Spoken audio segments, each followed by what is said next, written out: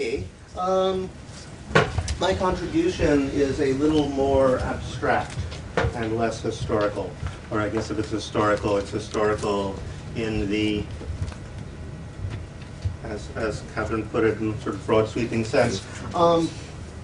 It comes of, it's a culmination of many years of thinking about how people like me who are professional thinkers and researchers and writers, can be of assistance to social movements.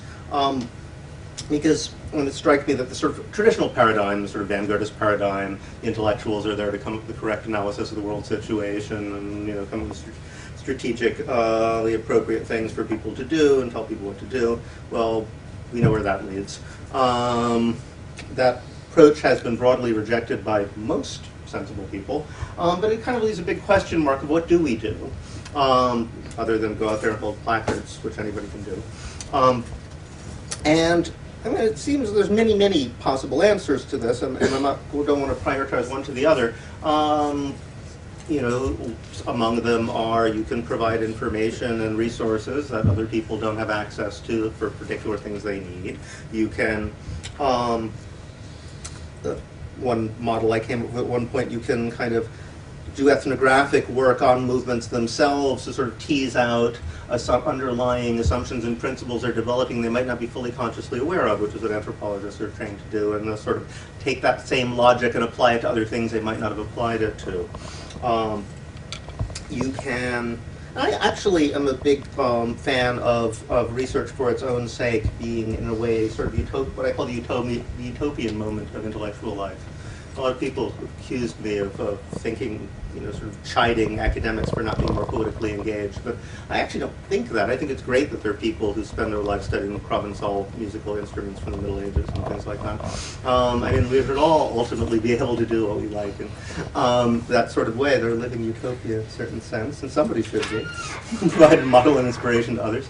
But I think the most important thing on some level we can do is intervene in sort of very, very basic common sense assumptions. This is, of course, what anthropologists are best at.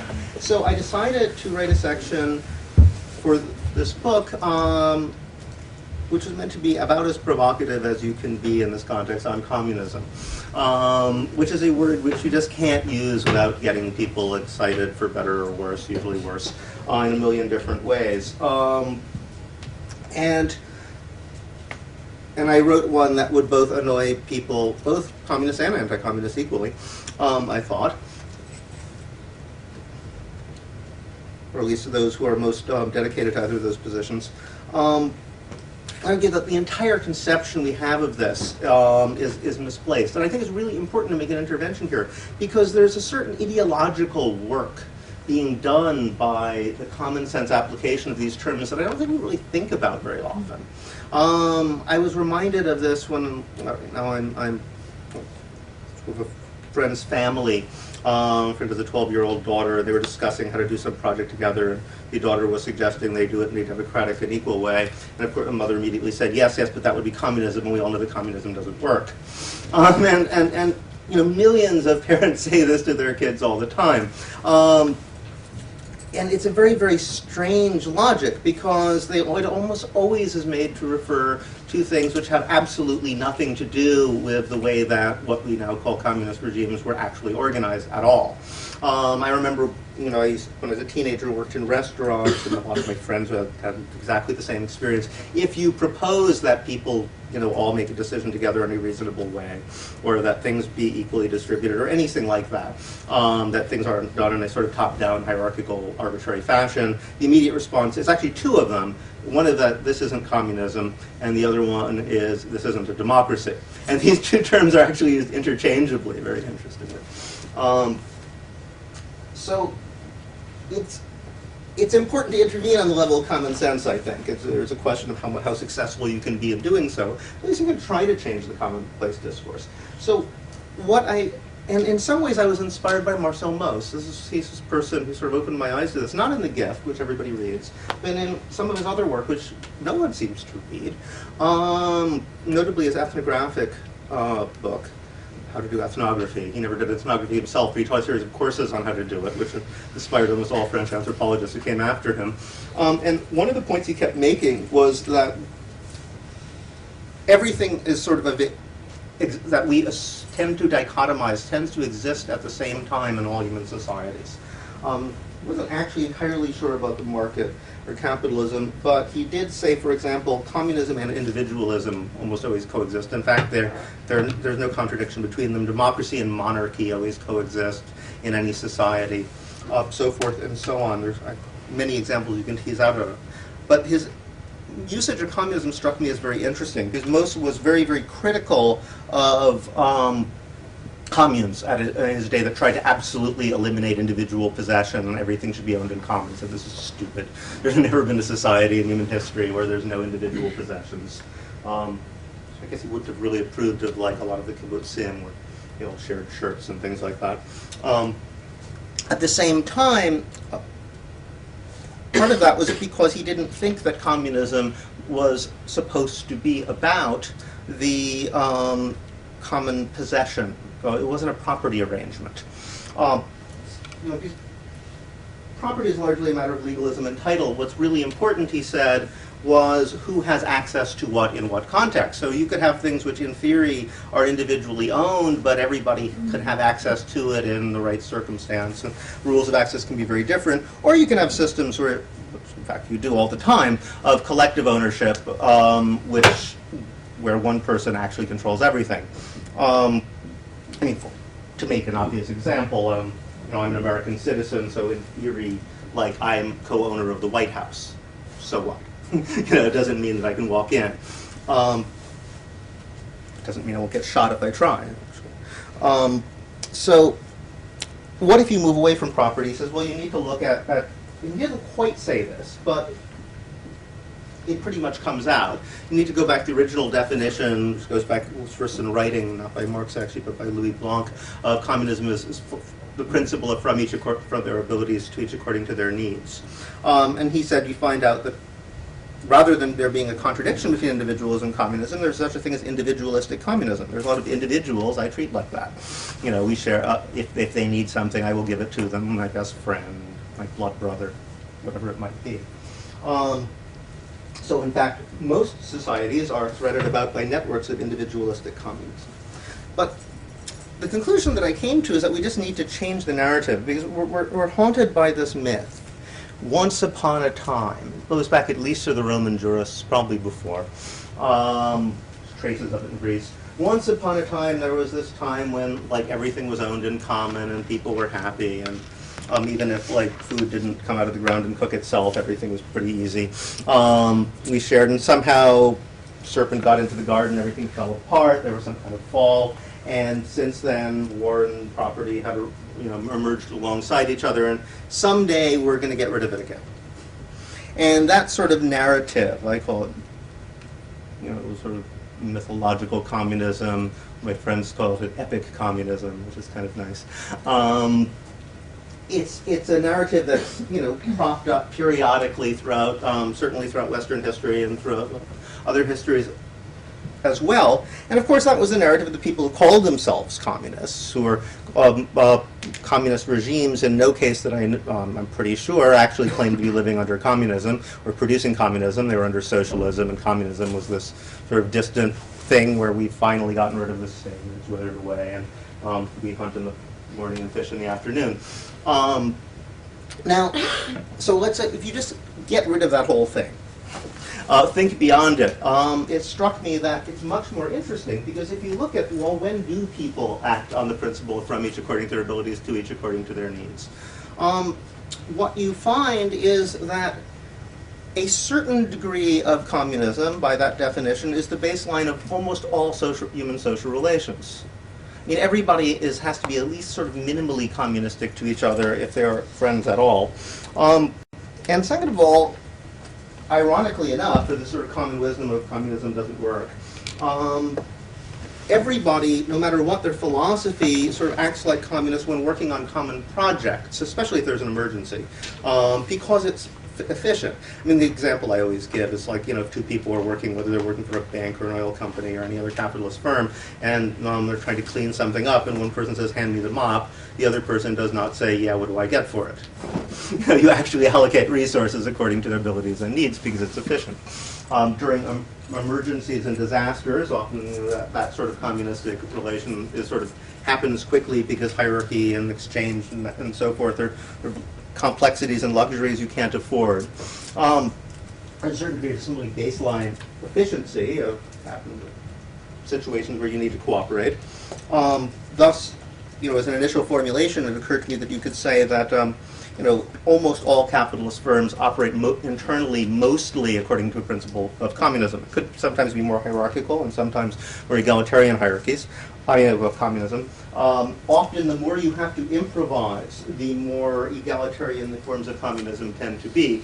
The most famous example, there's actually a Marxist historian who talks about this, the Apple computer was a famous example of this. They're all people who dropped out of larger, more vertically organized companies and formed these little communistic circles where they would all sit around and get stoned and sort of brainstorm and agree, have a vote on how to dispatch tasks in an egalitarian fashion. Because, when you're just completely innovating things, hierarchies get in the way. Now,